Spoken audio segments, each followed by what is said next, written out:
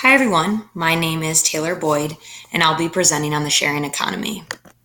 Lots to cover off on, but here's a quick overview. We'll be covering what is the sharing economy, IT innovation, benefits and drawbacks of the sharing economy, Airbnb, the future of the sharing economy, and finally I'll leave you with some discussion questions. What is the sharing economy? It's been around for approximately 2 decades, beginning with platforms like Craigslist, you may be more familiar with, and now more companies like you see on that screen. Some individuals call it the new economy. It is a transformation of traditional business models. The name the sharing economy has received some criticism as it can be misleading. Sharing implies bartering, whereas the economic structure still consists of monetary transactions. Other names for the sharing economy include the collaborative economy, highlighting the peer-to-peer aspect. Others have called it the gig economy, offering the perspective from the employment point of view, as it's currently estimated that 20 to 30% of the U.S. workforce is involved in the sharing economy. So what is it? The sharing economy is defined as an economic system in which assets or services are shared between private individuals, either free or for a fee, typically by the means of the internet. The sharing economy is global. You can see it all across in different countries, and it's estimated that worldwide investments are up to 12 billion. IT innovation has definitely allowed this industry to grow. One of the main IT components of the sharing economy is mobile apps and platforms.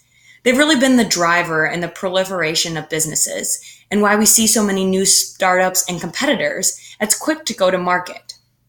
An additional function of IT is GPS. GPS helps to gather available data about people and things to match supply and demand.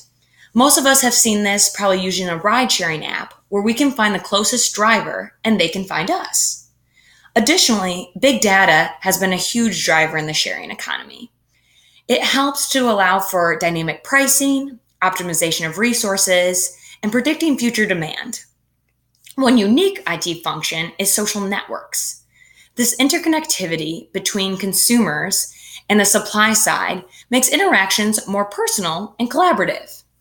It also allows for better feedback channels where people can leave reviews and there's a crowd-based rating system. Online payment systems are not unique to the sharing economy. However, they're very attractive to both consumers and job seekers, as it leads to a cashless system and makes transactions quick and easy. There are many benefits to the sharing economy. One of the main benefits is economic. There are lower transaction costs that benefit both the supplier and the consumer side, as there's a more efficient means of meeting supply with demand in the sharing economy. Dynamic pricing also benefits in this area and has an increased effect on consumerism. This also leads to an increase in economic growth in local economies all across the globe. The sharing economy also breaks down social and economic hierarchies.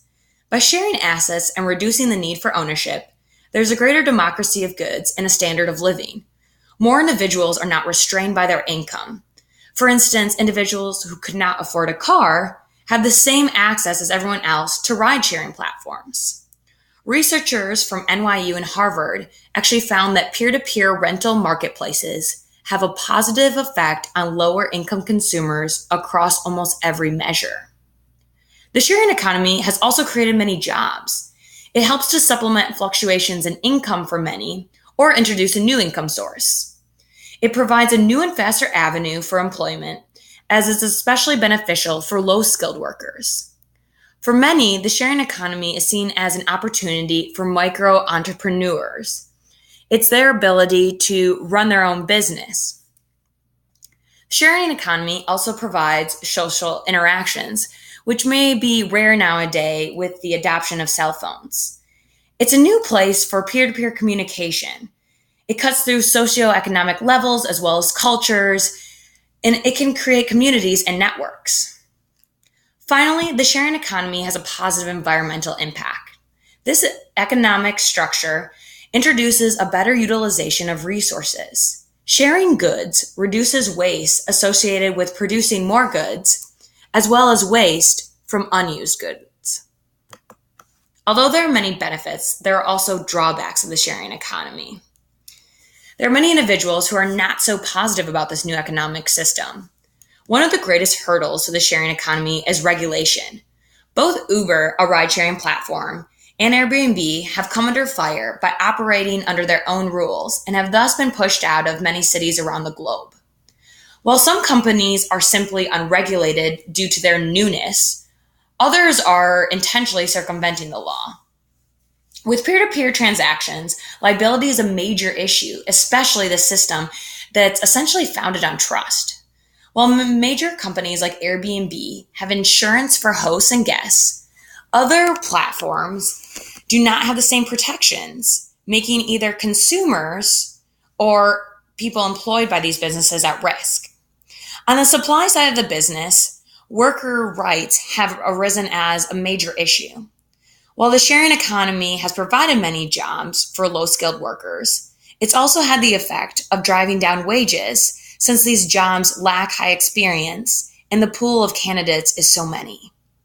Additionally, workers in the sharing economy are not allowed to unionize, making many concerned about the future well-being and benefits for these workers. Another stakeholder group less thrilled about the sharing economy is those in traditional industries. Taxi drivers, hotel owners, and banking industries have all experienced a negative financial impact from the sharing economy. And finally, consumer data is definitely an issue. The amount of data sharing economy collects on consumer locations, behaviors, and preferences make many worried about the safety of this data. Airbnb is a major company in the sharing economy that many of you are probably familiar with. It's a platform available both online and on a mobile app where individuals who are known as hosts can offer short-term rentals to other individuals known as guests. Airbnb incentivizes guests by offering usually cheaper accommodations for people who are traveling, as well as a more local experience. Most Airbnbs in cities are located away from the central hotel districts, and it's for this reason that Airbnb has really disrupted the hotel industry. For hosts, there are also incentives. It's an extra way to earn money or monetize a vacant property. Hosts have the ability to set their own schedule and price. And it's neat for both sides as Airbnb also acts as a social network between hosts and guests. Hosts can share pictures and rules and details of their accommodations. Hosts and guests also have the opportunity to communicate via messaging or through offering reviews at the end of the stay.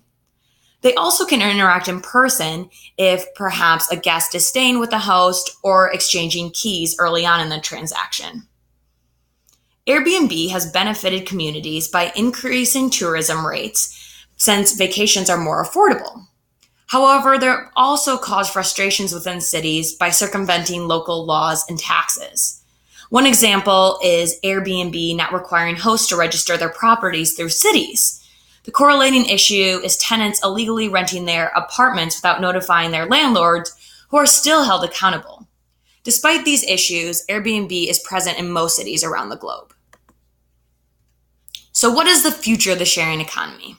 Well, it's likely here to stay. For current companies, their growth depends on the regulatory environment, as well as their ability to manage trust. This regulatory environment is determined by new taxes, laws around liability, and zoning, which could really harshly curtail the growth of the sharing economy. And it makes companies need to collaborate with local governments. Companies that betray consumer trust or ignore worker rights may be in trouble. Despite all this, the overall potential of the industry is expected to grow. Some projections put the sector's revenues at $335 billion globally by 2025. New companies will emerge on a local and global scale. This is partially fueled by large companies who are already investing in startups or in their own business lines in the sharing economy. For instance, BMW is currently developing a car sharing program called Drive Now where people can share BMWs. Additionally, there's a large potential for the sharing economy to impact other industries. The most interesting growth we will see from the sharing economy is to these other industries, perhaps like healthcare and education, where the sharing economy has not really touched thus far. So finally, I'd like to leave you with some questions. Do you think the sharing economy is maturing or will continue to be disruptive? How can companies adapt to stricter government regulations? What is an industry that you believe could benefit from the sharing economy? What's been your experience with the sharing economy, either professionally or personally?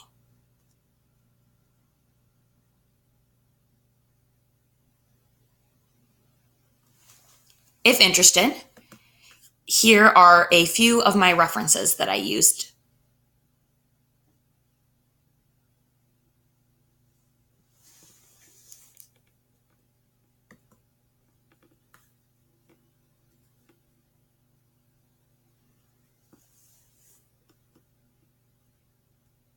Thank you.